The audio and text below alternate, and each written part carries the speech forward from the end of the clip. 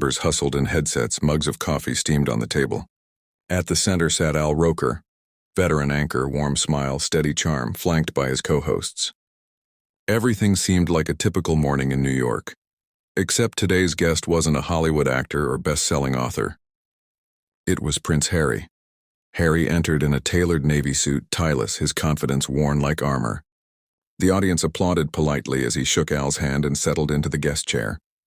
For a moment it felt ordinary, a royal on American morning television ready to chat about new projects, family life, maybe a light anecdote or two. "Good morning, Prince Harry," Al said brightly. "Great to have you with us. How are you feeling today?" Harry smiled briefly, though it never reached his eyes. "I feel fine.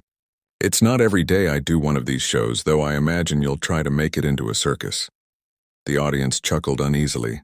Al brushed it off with his trademark warmth. "Well, we'll try to keep the circus animals outside," he quipped. "Let's start simple. You've been busy with new ventures and charitable work. What's driving you right now?" Harry leaned back, voice edged with defiance. "What drives me is doing things on my terms. Not the monarchies, not the tabloids, and certainly not the media's." The room stiffened.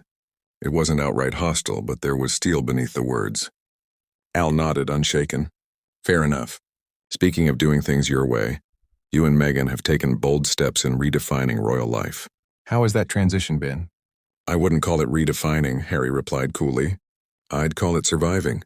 People who talk about transition don't understand what it means to escape a gilded cage." The audience shifted uncomfortably. Al pressed on. "Escaping a gilded cage, that's a powerful image. But what does day-to-day life look like now for you and Meghan? Parenting, work, family time?" Harry's reply was sharp. "Parenting is private. Unlike some, I don't parade my kids for the cameras. So forgive me if I don't give you the soundbite you're fishing for." Gasps rippled through the audience. Al's co-host shifted in his seat. Still, Al smiled, calm as ever. "Of course. No one's asking for a soundbite. Just giving you space to share what you'd like. Family life is family life." "End of story," Harry shot back. "If people can't grasp that, maybe they should look at their own families instead of obsessing over mine." The tension tightened. Al tried to pivot. "Your foundation's work in mental health awareness has drawn a lot of praise. You've been a real voice for change there." "Yes." Harry leaned forward, voice firm but tinged with arrogance. "Because unlike most, I've lived it. And frankly, I'm tired of people questioning my sincerity, like I'd make it up for attention." No one had accused him of that, but the defensiveness hung heavy in the air. Al kept steady. "No one's questioning sincerity here, but it does raise a question. How do you balance privacy while speaking so publicly about personal struggles?" Harry smirked. "Balance? That's rich coming from the media. Privacy doesn't exist when people like you keep demanding access. You can't ask about balance when you're part of the imbalance." The audience murmured louder this time. Al chuckled, mug in hand. "You're keeping me on my toes this morning. I'll need more coffee to keep up." Harry didn't smile. Maybe drink less coffee and ask better questions. The room gasped. Al's patience, legendary as it was, seemed to stretch thin. But still, he pressed on. As the commercial break hit, the studio buzzed with whispers. Something was unraveling. This wasn't going to be another royal interview. It was about to become a showdown. When they returned, Al's smile was still there, polished and practiced, but the tension sat between them like a live wire. Harry leaned back, arms crossed, more like a defendant in a courtroom than a guest on morning TV. Al tried again. "You've spoken about stepping away from the royal family. What's been the greatest challenge in carving your independent path?" "The greatest challenge?" Harry tilted his head, smirk tugging at his lips. "Dealing with questions like that. People act like leaving was heroic or catastrophic. It was neither. It was me deciding I was done being a mascot for an outdated institution." Gasps again. Al held his ground. "Still, people see you tied to the monarchy whether you like it or not. Do you feel any responsibility to that role?" Harry's laugh was dry. "Responsibility? I've spent my life being told to wave, smile, cut ribbons while others lived real lives. I owe nothing to the crown. If anything, it owes me."